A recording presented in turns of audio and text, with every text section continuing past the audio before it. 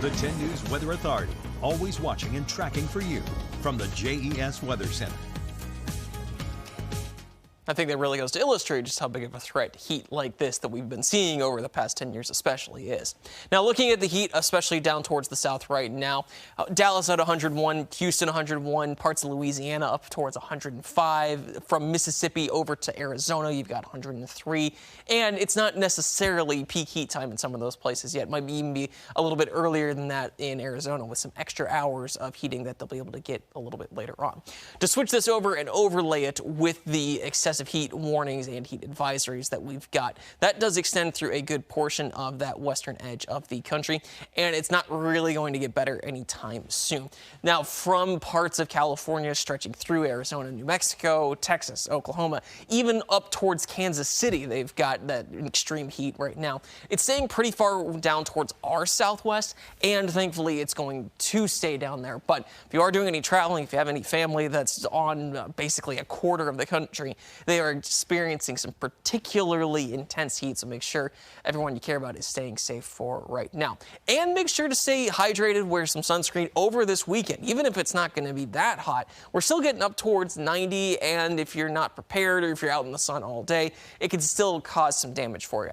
Now, we are going to stay pretty sunny through Saturday consistently. We might get a shower or two developing around 10, 11. I think that's going to have a hard time really turning into anything. Sunday morning, we start off pretty dry as well. As Sunday afternoon gets here, we start to see some more showers popping up here and there. I think isolated storms is our best chance around 3, 4 o'clock. Again, not looking crazy there. Some downpour, some rumbles of thunder, but it's hard to really get the high winds going. As we get towards 7 p.m., most of that makes it off towards the east, and then we don't have a lot left over for Sunday in particular.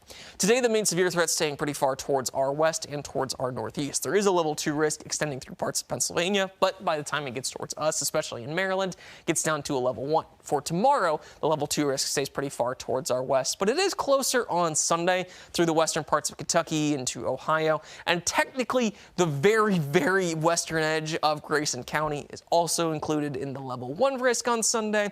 Like I was saying, though, it's hard for that severe weather to really develop. I think Monday's a better chance. We'll keep an eye on that through the weekend, but I'll also show you what we're looking at for Monday a little later on this evening. Pulaski's at 59, Covington 63 for the low tonight, and Danville at 65. I would expect some fog. We've got a good amount of moisture, and temperatures will be right for some fog formation from about midnight to 5 a.m. It doesn't take long for that fog to mix out, and temperatures warm up pretty quickly because we don't have a lot of clouds tomorrow. Blacksburg gets to 86, and Alta Vista up towards 90. On the extended forecast, we stay pretty close to 90 consistently from Saturday into the middle part of next week. Even Tuesday, which is a little bit of a cool down, is not that far from the 90 mark. Now, I think Monday's our next best chance of storms. It's going to be a little bit more consistent on a little longer time frame than what we see on Sunday. Tuesday, we have some drier, cooler air working in, but we warm right back to around 90. I think after that, we could get some showers and even rumbles of thunder on Thursday, but those late week showers look a little calmer than what we have earlier in the week.